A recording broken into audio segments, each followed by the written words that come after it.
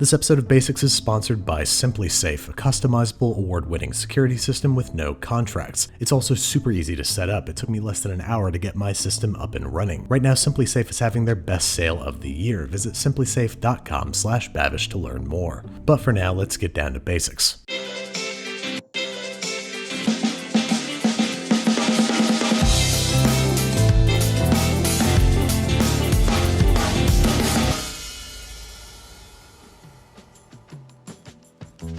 Alright, so today we're making Stollen, a Germanic holiday sweet bread, for which we're going to need to make a couple things. First up, marzipan. Into the bowl of a food processor goes 150 grams of almond flour and 180 grams of confectioner's sugar. We're just going to pulse those a few times to make sure that everybody is good and combined. And then, stage left, we are combining 2 teaspoons of almond extract, 1 teaspoon of rose water, and 1 large egg white, which we're going to pour down the feed tube of the processor while it is running, and then process for about 30 seconds until it forms a ball of adult Play-Doh, otherwise known as marzipan, a versatile almond sugar paste good for everything from Stollen to wedding cake toppers. We're dividing it into 2 4-ounce or 115 gram pieces, both of which we're going to wrap tightly in plastic wrap and fridge until ready to use. These can be made ahead up to 1 week ahead of time. Next up, some candied citrus peel. Now this stuff is a huge pain in the ass to make, and you can buy it at the store, but it's not nearly as good. So depending on how much you value your time, it is a step worth taking. We're going to start by removing the peels from 2 oranges and 4 lemons, making sure to remove any excess fruit flesh and or pith, before thinly slicing, aka julienning, preferably into nice long strips, which are great for cocktails. Once julienned, we're going to bring them over to a pot of boiling water and poach them twice. This step is optional, but it does remove a lot of the peel's inherent bitterness. So basically just boil them for 15 minutes, drain them, and boil them again for another 15 minutes, draining one last time and setting aside while we get ready to candy. Back in our medium sauce pot, we are combining 1 cup of water with 2 cups of sugar. You'll notice that I'm skipping out on the metric system here because it's not that precise. You're making a sugar syrup of 2 parts sugar to 1 part water. Bring it to a gentle bubble and add the drained peel. Crank the heat all the way down to low and simmer for 45 minutes. Stir it occasionally to make sure that nobody scorches, and remove it from the heat when everybody's nice and translucent and soft. Then it's out of the sugar and into the sugar. Grab the still hot fruit and dump it straight into a bowl of granulated sugar, where we're going to toss it around, make sure that everybody's well coated and not clumping together too much. And then using a fine mesh sieve in small batches, we're going to start shaking off all the excess. Kind of helps to swirl it around in a circle like this to make sure that you're getting all the lumps and clumps out. Then we're grabbing each individual piece and placing them on a rack set in a rimmed baking sheet. There can be a little bit of overlap, but make sure they're not touching too much so that they don't stick. Then we're letting this sit out at room temperature for 24 hours. So yeah, like I said, huge pain, kinda worth it. Next up, we gotta make our soaked boozy fruit. So in a resealable container, we're combining 250 grams of raisins, 125 grams of slivered almonds, and 200 grams of our candied peel chopped into bite-sized pieces. Then we're topping that up with 100 ml of our favorite dark rum, mixing everybody together to make sure everybody's evenly boozed, covering and letting soak overnight at least 8 hours. Do your best not to just eat this with a spoon. Either way, I'm not gonna judge you. Now finally, it's time to start building our bread. We're going to start by combining 235 ml or 1 cup of lukewarm milk with 25 grams of sugar and 9 grams or about 3 teaspoons of instant yeast. Give this a little tiny whiskin with your brand spanking new Babish tiny whisk and let it sit for about 10 minutes at room temperature until it's nice and foamy. Then in the bowl of a stand mixer, we are combining 480 grams or about 4 cups of all-purpose flour, 175 grams of sugar, 1 teaspoon kosher salt, 1 teaspoon ground cinnamon, half a teaspoon of ground cardamom, and a traditional optional ingredient, 1 teaspoon of ground mace. Tiny whisk those together until well incorporated, and then it's time to start adding the wet stuff. Starting with our foamy yeasty milk mixture, 2 teaspoons of vanilla extract, 113 grams or 1.5 sticks of softened unsalted butter, the zest of 1 lemon, which is like kind of a semi-wet ingredient, and 1 large egg with 2 large egg yolks. I know I sort of made this out of order, but you can use these reserved egg whites to make your marzipan, or to make a frittata, knowing the amount of calories you're about to eat in Stollen alone. We're fixing dough hooks and mixing this guy on medium speed for 5 to 8 minutes until a smooth, tacky, silky, bouncy ball of dough forms. This is a very enriched, very sweetened dough, so it's going to be very forgiving. Dump that in a lightly oiled bowl, cover with lightly oiled plastic wrap very loosely, and let rest at room temperature for about an hour and a half, during which time it should poof, but not quite double in size. Then it's headed back into the stand mixer, where we're going to introduce it to our boozy fruit and nuts. This is definitely the down and and dirty way to get your mixture into the dough, and it's going to be a little messy. The added booze might make the dough a little too soft, so don't be afraid to add a little bit of flour to make things more handleable. Once the fruit and nuts are evenly incorporated, we're turning it out onto a heavily floured work surface, where we're going to divide it into 2 pieces. This recipe makes 2 loaves of Stollen, one for you and one for your neighbor that lent you that extension cord one time, and you've never been quite sure how to repay them. Well, here's your answer. German holiday bread. Lightly flour each of the halves, and then we're going to roll them out into ovals, which are kind of like a tall circle. We want these ovals to be as long as the eventual loaf will be. I've just spent the past half hour trying to write jokes about length, and I can't do it, so it's like, I don't know, it's like 14 inches. Then we're grabbing one of our marzipan balls and rolling it out into a marzipan log, just shy of the same length as our oval, so it fits neatly inside, like so. Then, just like we're wrapping a really weird present, we're going to fold the dough over the top of the marzipan from the sides. Not trying to wrap it too tight or anything, we're just going to fold one side over the other, and then we're going to pinch each end shut, concealing the marzipan from would-be marzipan peepers. Then, using the upper Mars parts of our hands, we're going to sort of